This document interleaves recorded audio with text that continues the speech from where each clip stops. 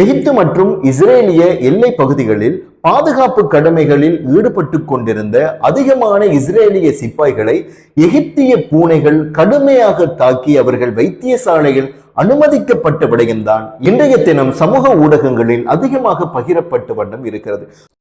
அஸ்ஸலாமு அலைக்கும் வரஹ்மத்துல்லாஹி வபரகாத்துஹு. உங்கள் மீது சாந்தியும் சமாதானமும் உண்டாகட்டும். தொடர்ச்சியாக காசாவிலே என்ன நடந்து கொண்டிருக்கிறது என்பதை பற்றி சுருக்கமாக பார்த்து வண்ணம் வருகிறோம். அந்த அடிப்படையில் இன்றைய தினம் காசாவினுடைய சுகாதார அமைச்சகம் முக்கியமான ஒரு செய்தியை வெளியிட்டிருந்தார்கள்.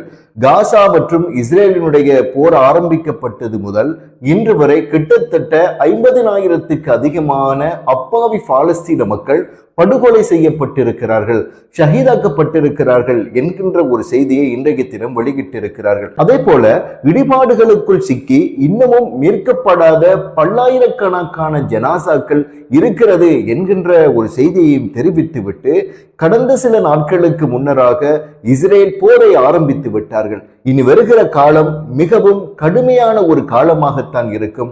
அதற்கு தகுந்தாற்போல் அங்கு இருக்கக்கூடிய பாலஸ்தீன மக்கள் தயார் நிலையில் இருந்து கொள்ள வேண்டும் என்கின்ற ஒரு செய்தியையும் தெரிவித்திருக்கிறார்கள். அதே போல இங்கே ஷஹீதாக்கப்பட்டவர்களில் அதிகமானவர்கள் பெண்களும் குழந்தைகளும் என்பதும் குறிப்பிடத்தக்க ஒரு விடயம். மேலும் ஒரு முக்கியமான ஒரு விடயம் இன்றைய சமூக ஊடகங்களில் அதிகமாக பகிரப்பட்ட ஒரு விடயம் என்னவென்றால், குறிப்பாக இஸ்ரேலிய ஊடகங்களும் அதிகமாக பகிர்ந்த ஒரு விடயம் என்னவென்றால், எகிப்து மற்றும் இஸ்ரேலிய எல்லை பகுதிகளில் பாதுகாப்பு கடமைகளில் ஈடுபட்டு கொண்டிருந்த அதிகமான இஸ்ரேலிய சிப்பாய்களை எகிப்திய பூனைகள் கடுமையாக தாக்கி அவர்கள் வைத்தியசாலையில் அனுமதிக்கப்பட்ட விடயம்தான் இன்றைய தினம் சமூக ஊடகங்களில் அதிகமாக பகிரப்பட்ட வண்ணம் இருக்கிறது.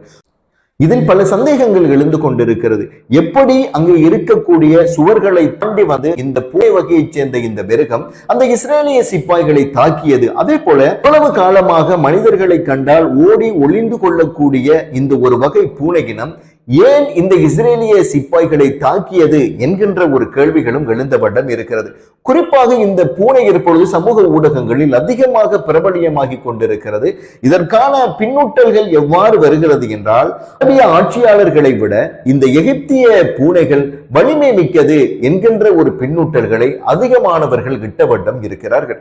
கடந்த செவ்வாய்க்கிழமை அன்று இஸ்ரேல் போரை மீண்டும் ஆரம்பித்ததை அடுத்து ஹமாஸ் வீரர்களும் அதே சமயத்தில் லெபனானிலே இருக்கக்கூடிய ஹிஸ்புல்லாக்களும் ஹூதிகளும் என்ன செய்திருக்கிறார்கள்? இஸ்ரேலை கடந்த சில நாட்களாக கடுமையாக தாக்கிய வண்ணம் இருக்கிறார்கள். குறிப்பாக வடக்கு இஸ்ரேல் மிகவும் மோசமான ஒரு சூழ்நிலைகளில் இருந்து கொண்டிருக்கிறது என்கின்ற செய்திகளை இந்த மூன்று அமைப்பினுடைய ஊடக